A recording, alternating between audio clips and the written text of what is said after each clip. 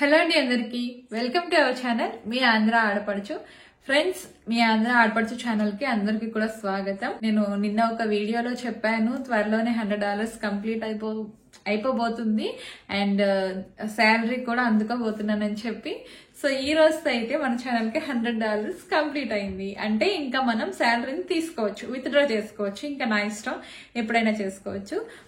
But దానికంటే ముందు మీతో చాలా షేర్ చేసుకోవాలి.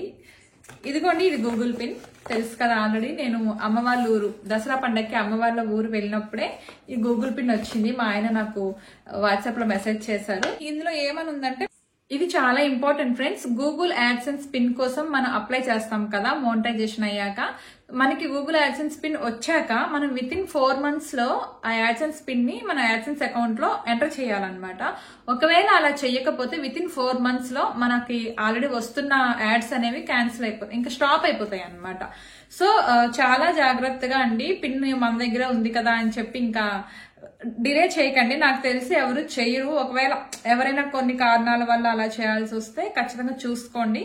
అలా చేస్తే మీకు వస్తున్న యాడ్స్ అనేవి మళ్ళీ ఆగిపోతాయి. సో చాలా జాగ్రత్తగా ఉండండి ఫ్రెండ్స్. గూగుల్ యాడ్సెన్స్ పిన్ విషయంలో మనం చాలా జాగ్రత్తగా ఉండాల్సింది ఏంటంటే, ఎప్పటికప్పుడు మెయిల్ చెక్ చేసుకోవాలి. మనం యూట్యూబ్ కి ఏ మెయిల్ అయితే ఇచ్చామో దాన్ని చెక్ చేస్తూ ఉండాలి. అప్పుడే మనకి ప్రతిదీ కూడా అప్ టు డేట్ అనేది తెలుస్తుంది. లేదు అని మనం చూడొచ్చులే అని వదిలేసామంటే మిస్ అయిపోతాము. సో నేను చేసిన మిస్టేక్ మీరు చేయొద్దు. నేను అలా చేసే అంటే నేను అర్థం చేసుకోలేదన్నమాట. యాక్చువల్లీ ఆ ప్రాసెస్ ని అర్థం చేసుకోకుండా, అంటే నేను ఫుల్ అడ్రస్ ఇచ్చేసాను అనుకున్నాను, బట్ ఇవ్వలేదు. అడ్రస్ ఇచ్చాక మనకు ఒక మెయిల్ వస్తుంది. ఆ మెయిల్ ఓపెన్ చేసి అందులో మళ్ళీ ఫుల్ అడ్రస్ ఇస్తే ఆ అడ్రస్ కి మనకి పిన్ వస్తుంది అనమాట. నేను జస్ట్ నార్మల్ గా ఫస్ట్ ఓపెన్ చేసి అడ్రస్ ఇచ్చేసాను అంతే. బట్ ఏంటి ఎప్పటికీ పిన్ రావట్లేదని వన్ మంత్ దాటిపోయింది, ఎదురు చూసాను నేను. ఎప్పటికీ రావట్లేదు. పోస్ట్ ఆఫీస్కి ఒక 3 times తిరిగాను. అప్పుడు నేను మళ్ళీ ఏం చేశానా అని ఒకసారి చెక్ చేసుకొని, సరే ఈ మెయిల్ ఏదో వచ్చింది కదా ఒకసారి ఓపెన్ చేసి ఇందులో మళ్ళీ అడ్రస్ ఇద్దాము, ఇందులో కూడా అడ్రస్ అడుగుతుంది కదా ఇద్దామని చెప్పి అడ్రస్ ఇస్తే అప్పుడు ఇంకా మీ పిన్ ని సెండ్ చేయడం జరిగింది. మీకు అంటే ఇన్ని డేస్ లో వస్తుందని అప్పుడు మెయిల్ వచ్చింది అనమాట. అమ్మ తింగరబుచ్చి అనుకున్నాను నేను. నిజంగా అండి, మనకి అన్ని తెలుసు అనుకుంటాం కానీ కొన్నిసార్లు మనకే తెలియకుండా మనం టెన్షన్ లో ఉన్నప్పుడు కూడా ఆలోచించకుండా ఇలాంటి పొరపాట్లు చేస్తాము. ఈ పొరపాటు అయితే ఎవరు చేయకండి. అండ్ ఇంకొకటి ఏంటంటే, గూగుల్ యాడ్సెన్స్ పిన్ కోసం మనం అప్లై చేసేటప్పుడు అడ్రస్ ఇస్తాం కదా, ఆ అడ్రస్ ఏంటంటే మన ఆధార్ కార్డ్ లో ఏది ఉందో అది అడుగుతారు. కొంతమంది ఏంటంటే ఆధార్ కార్డ్స్ చేసేటప్పుడు ఇళ్లలో ఉంటారు, రెంట్కుంటారు అనమాట. అప్పుడు ఆ రెంట్ అడ్రస్ ఇస్తారు కదా ఆధార్ కార్డ్ లో. మనం నార్మల్ గా ఇక్కడ యాడ్సెన్స్ కోసం అప్లై చేసేటప్పుడు మనకి ఇలాంటి ఐడి కార్డ్స్ లో ఉండే అడ్రస్సే తీసుకుంటది ఆటోమేటిక్ గా అది. సో ఐడి కార్డ్ లో ఇప్పుడు ఆధార్ కార్డ్ లో ఉన్నప్పుడు రెంట్ అడ్రస్ ఇచ్చారు కదా, మళ్ళీ మీరు ఇప్పుడు నెక్స్ట్ వేరే అడ్రస్ కి వెళ్ళిపోతారు.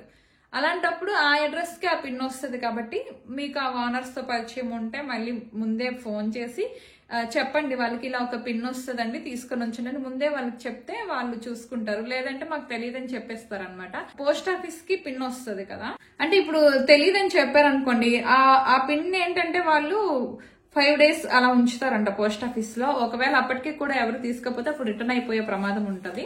తర్వాత మళ్ళీ మనకి 3 weeks అలా పడుతుంది మళ్ళీ అప్లై చేయాలంటే.